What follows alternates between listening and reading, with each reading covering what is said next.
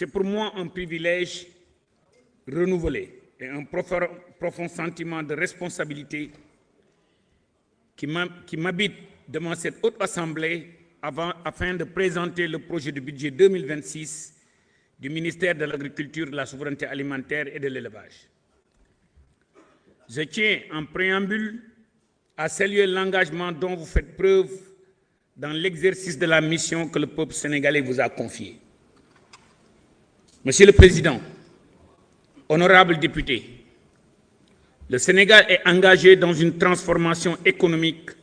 de grande envergure par l'agenda national de transformation Sénégal 2050. Dans cette ambition nationale, l'agriculture et l'élevage constituent des axes majeurs appelés à garantir notre souveraineté alimentaire, à consolider une croissance inclusive et à offrir des perspectives solides à notre jeunesse, à nos femmes, mais aussi de réduire d'une manière drastique la pauvreté dans le monde rural. C'est dans cette dynamique de transformation assumée de nos systèmes agroalimentaires qui s'inscrit dans notre projet de budget 2026. Permettez-moi de revenir avec vous sur les réalisations phares de notre département au titre de cette année 2025 avant de présenter les interventions prioritaires prévues pour 2026. Monsieur le Président, honorables députés, l'année 2025 a été marquée par des résultats significatifs enregistrés dans différents domaines. Dans le cadre de la campagne agricole 2025-2026, les données provisoires de la production affichent des rendements records par rapport à la campagne précédente, mais aussi par rapport aux campagnes de ces 10 dernières années dans les principales spéculations. Par rapport à l'année dernière, nous observons plus de 22% pour l'arachide, plus de 29% pour le maïs, plus de 16% pour le niébé, plus de 66% pour le coton, plus de 30% pour les pastèques. Monsieur le Président, si vous me permettez, ma baamtu ko ci wolof. Diggante ren ji performance yi ñu am te balaa may dem ci performance yi dama bëgg remercier son excellence le président de la République, remercier premier ministre bi pour les budgets records yi nga xam ne ni jàppale nañ ko. Su ngeen fàttalikoo daaw 120 milliards lañ def ci semence yi ñu ne ci déet son excellence le président de la République ak premier ministre bi yokk ko ba 130 milliards waaye nag 130 milliards yooyu dañoo gis njariñ mi. Monsieur le Président,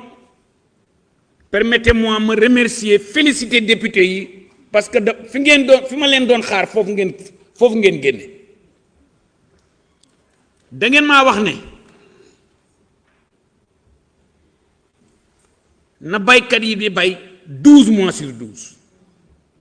Da ngeen maa wax ne moderniser ñu agriculture bi yokkal moyens yi mécanisation bi. Da ngeen maa wax ne aménagement hydro-agricole yi yokk ko tant que ñett yooyu amul na dina jafe lool ñu réduire la pauvreté dans le monde rural. Su ngeen gisee daaw bi ñu ñëwee def nañ innovation yu bare ci distribution semence yi te dinaa ñëw ci innovation yi.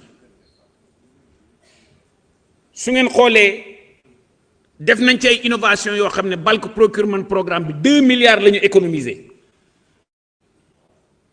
fépp fu kilo engrais dem commission ba mu dem ko distribuer mën naa taxaw fii na xam naa ko. Baykat yi ñoo ne li ñu jot ci engrais ren li ñu jot ci semence ren musuñu koo jot te loolu wax nañ ko fépp. Li ñu naan nag tout système est perfectible. Au passage maa ngi remercier les forces de défense et de sécurité, remercier l'administration territoriale ci liggéey bi nga xam ne nii avec la solidarité gouvernementale liggéey nañ ko ba nga xam ne nii producteurs yi ak éleveurs yi lépp lu ñu leen bëgg a jox du ma ne 100% bi dem na de mais 90% bi mën naa taxaw fii na dem na egg na ci ñoom. ku jiwut na doo deqi plus de 960 000 tonnes d'arachide, plus de 450 000 tonnes d'oignons, plus de 250 000 tonnes de pommes de terre, plus de 112 000 tonnes de production de bananes, plus de 25 000 tonnes de coton. Loolu su semence bu baax amul woon engrais bu doy production boobu du fa am ba tax na maa ngi remercier l'ensemble des députés yi nga xam ne ni interpellé nañ ma ci loolu te loolu interpellation bu jar interpellation la résultat maïs bi def nañ ci 639 000 tonnes daaw ensemble avec agro-industriels yi bi ñu bayee ba pare dañuy 5 000 tonnes la agro-industriels yi di jënd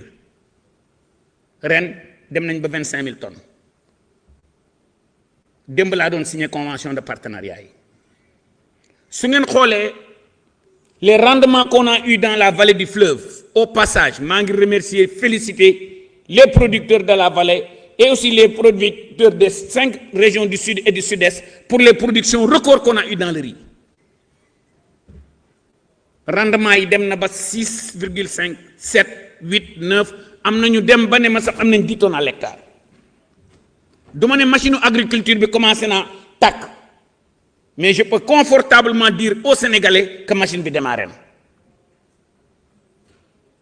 tout ce que je demande aux Sénégalais c'est la patience nous ne pouvons pas construire un pays en 18 mois jéego yi ñu def en 18 mois nit ñi gis nañ ko. Nos principaux efforts réalisés par cette hausse de budget que je viens de dire de 120 à 130 milliards entre les deux campagnes ont tourné autour d'innovations visant à améliorer l'efficacité des appuis de l'État. 120 000 tonnes d'urée ont été importées via le bulk procurement programme. Allez voir dans l'histoire du Sénégal, regardez ces 10 dernières années, c'est la première fois que l'on reçoit des cargos de 33 000 tonnes d'urée. te li ma ci gën a neex teel naa ñëw teel nañ koo distribuer avec toute la transparence. Honorable député, merci de m'avoir recommandé une forte implication des députés dans les commissions. Je m'engage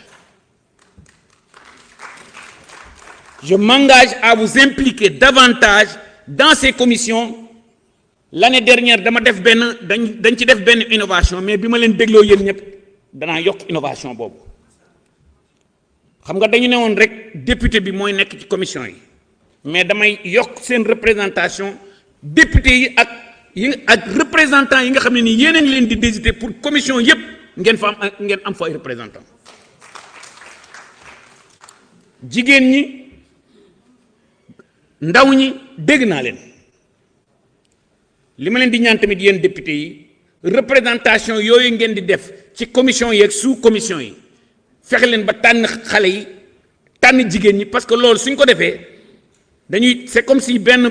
pierre dañuy atteindre 3 objectifs te loolu njortu naa ne digitalisation bi nga xam ne nii son excellence le président de la République ak premier ministre bi door nañ ko ñu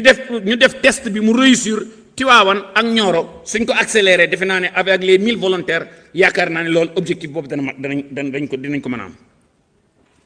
La mise à disposition précoce et simultanée des semences et en engrais je m'engage qu'on va le faire ensemble. L'attention particulière portée cette année aux subventions aux semences certifiées. Si vous me permettez, Monsieur le Président, je m'engage ici devant cette assemblée qu'on ne va plus jamais distribuer des semences écrémées dans ce pays tant que je suis ministre de l'Agriculture, de la souveraineté alimentaire et de l'élevage.